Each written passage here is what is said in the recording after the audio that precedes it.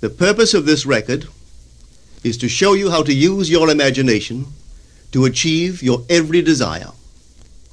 Most men are totally unaware of the creative power of imagination and invariably bow before the dictates of facts and accept life on the basis of the world without.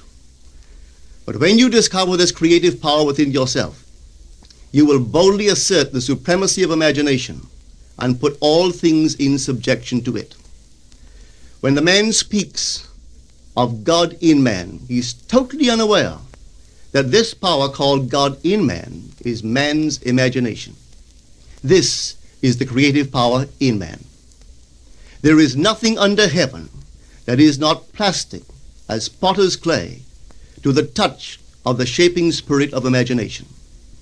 Once a man said to me, "You know, Neville, I love to listen to you talk about imagination. But as I do so, I invariably touch the chair with my fingers and push my feet into the rug, just to keep my sense of the reality and the profundity of things." Well, undoubtedly he is still touching the chair with his fingers and pushing his feet into the rug. But now let me tell you another one who didn't touch with her fingers and didn't push that foot of hers onto the board of the streetcar. It's the story of a young girl, just turned 17. It was Christmas Eve, and she is sad of heart. For that year, she had lost her father in an accident, and she's returning home to what seemed to be an empty house. She was untrained to do anything, so got herself a job as a waitress. This night is quite late, Christmas Eve. It's raining. The car is full of laughing boys and girls home for their Christmas vacation.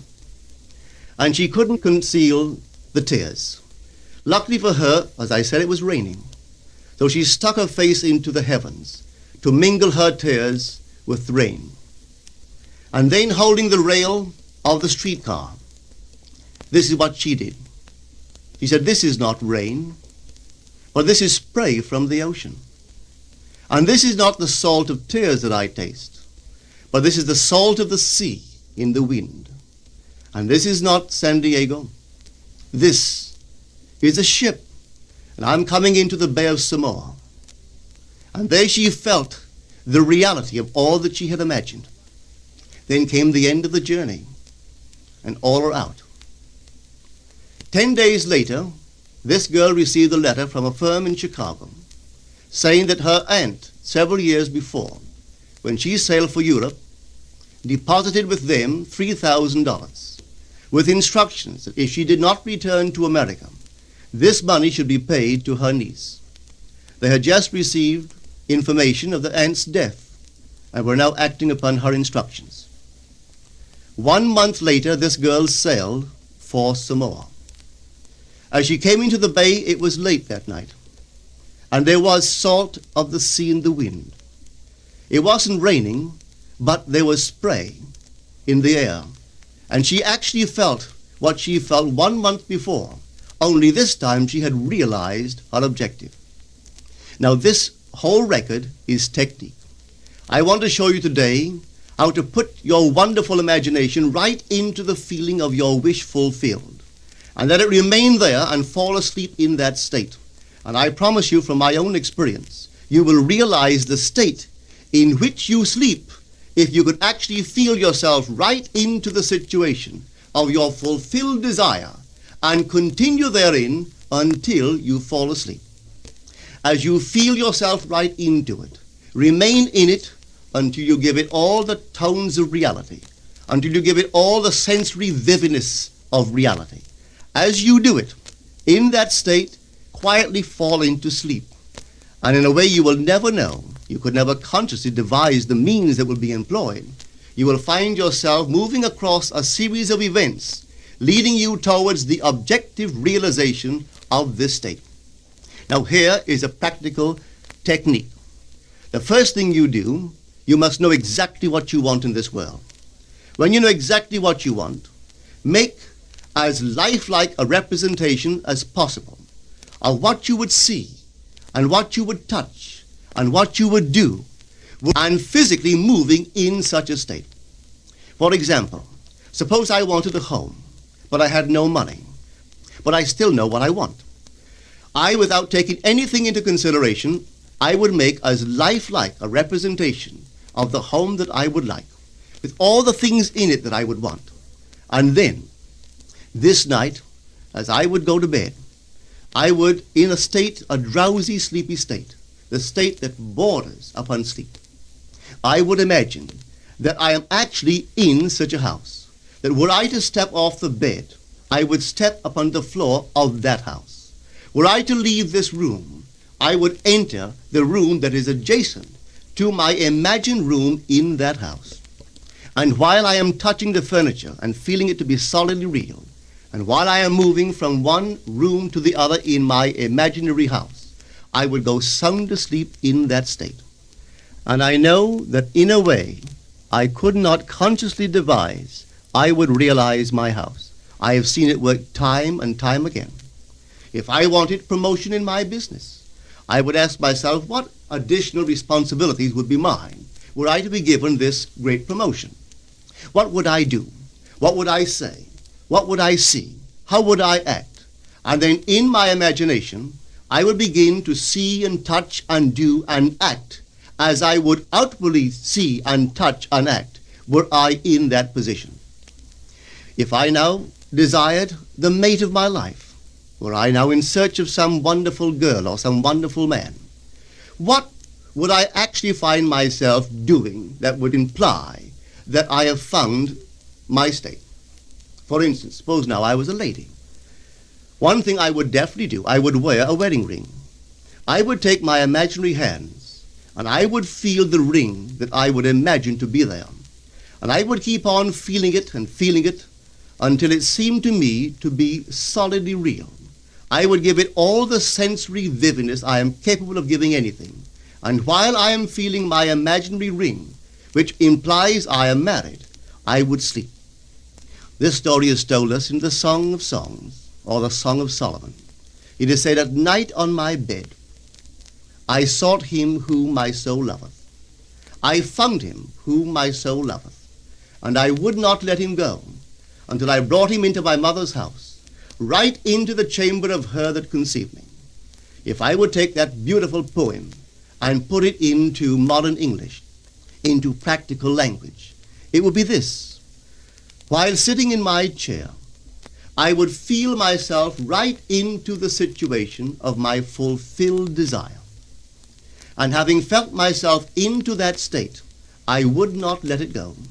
I would keep that mood alive, and in that mood I would sleep. That is, taking it right into my mother's chamber, into the chamber of her that conceived me. You know, people are totally unaware of this fantastic power of the imagination. But when man begins to discover this power within him, he never plays the part that he formerly played. He doesn't turn back and become just the reflector of life. From here on in, he is the affecter of life. The secret of it is to center your imagination in the feeling of the wish fulfilled and remain therein. For in our capacity to live in the feeling of the wish fulfilled lies our capacity to live the more abundant life.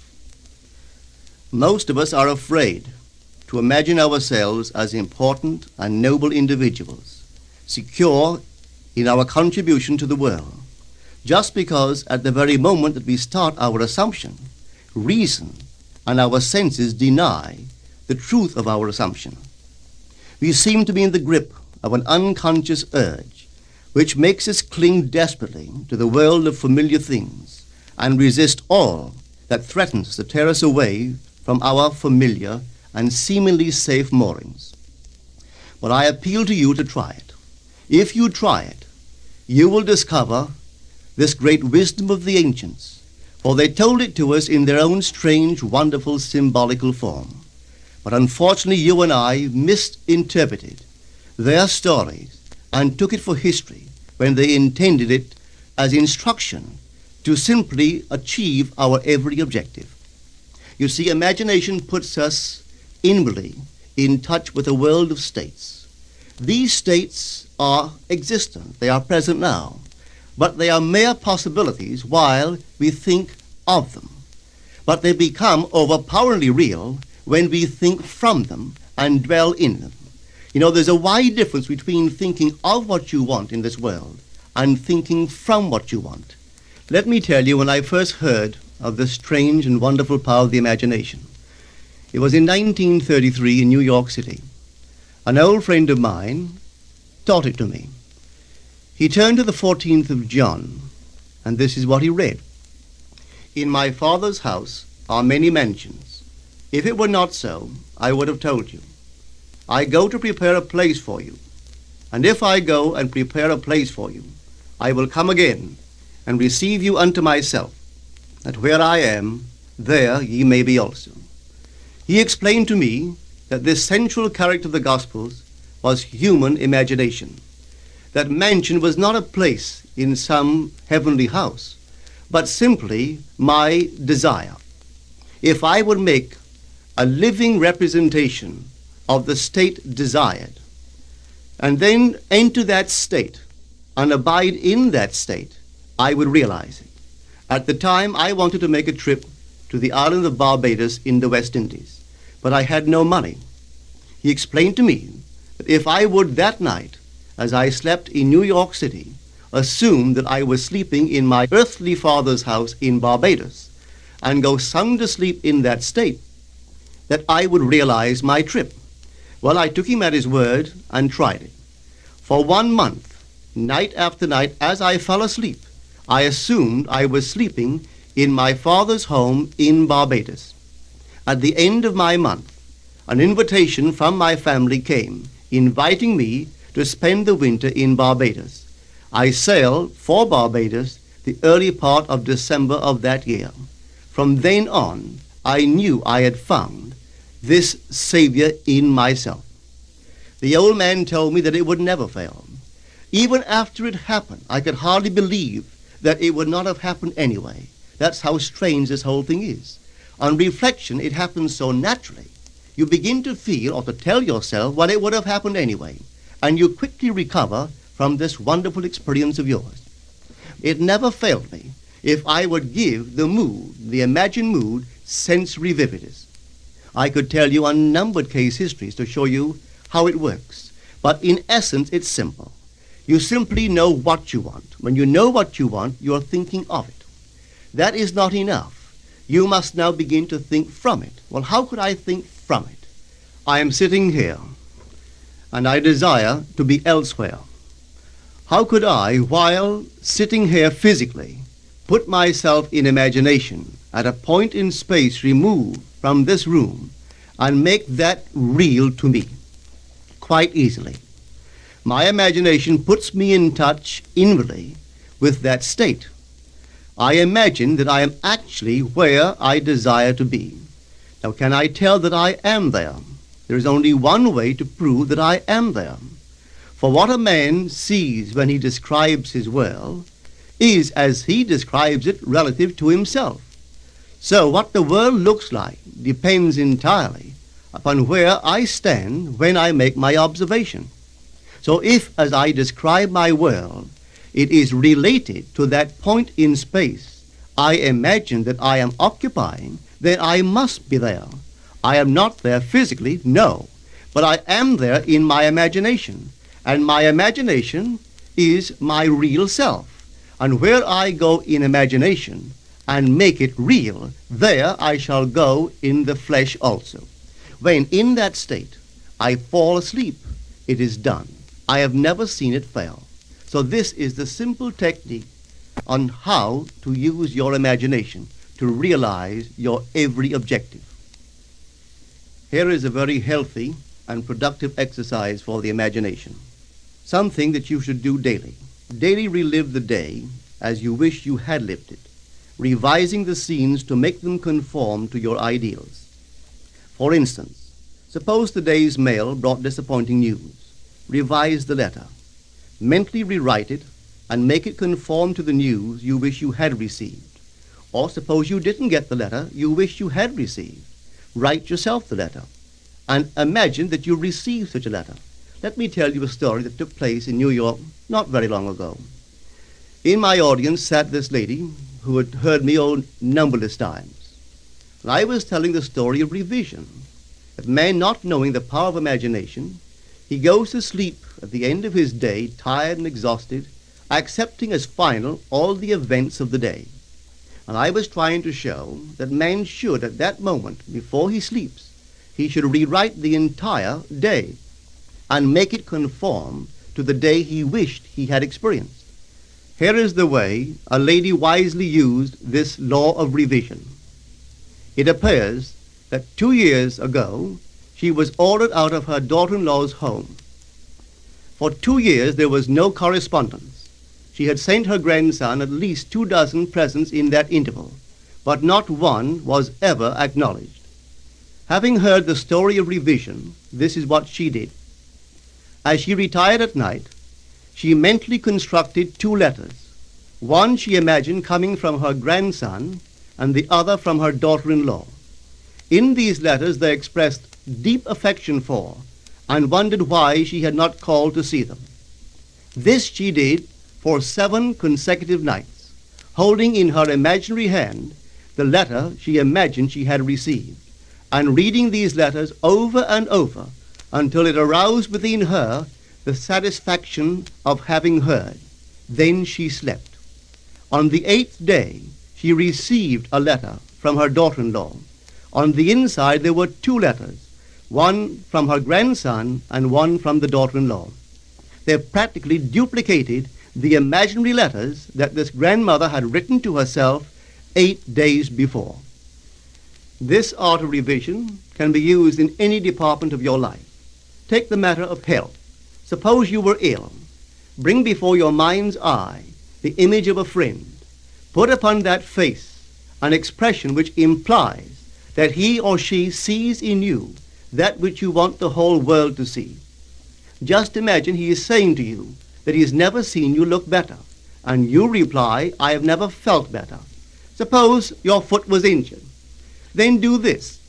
Construct mentally a drama which implies that you are walking, that you're doing all the things that you would do if the foot was normal, and do it over and over and over until it takes on the tones of reality.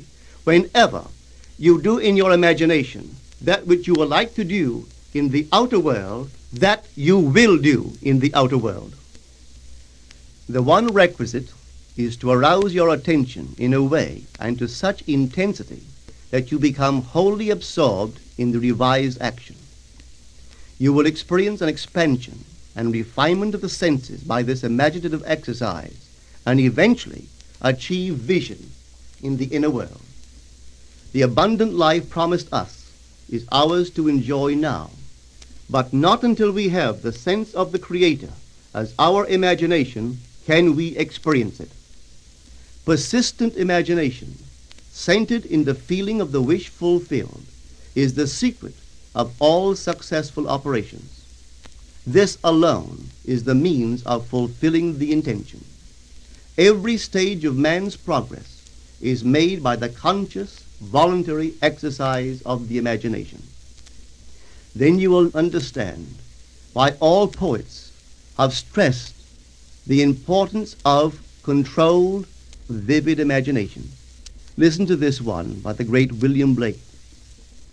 In your own bosom you bear your heaven and earth, and all you behold, though it appears without, it is within, in your imagination, of which this world of mortality is but a shadow. Try it, and you too will prove that your imagination is the Creator.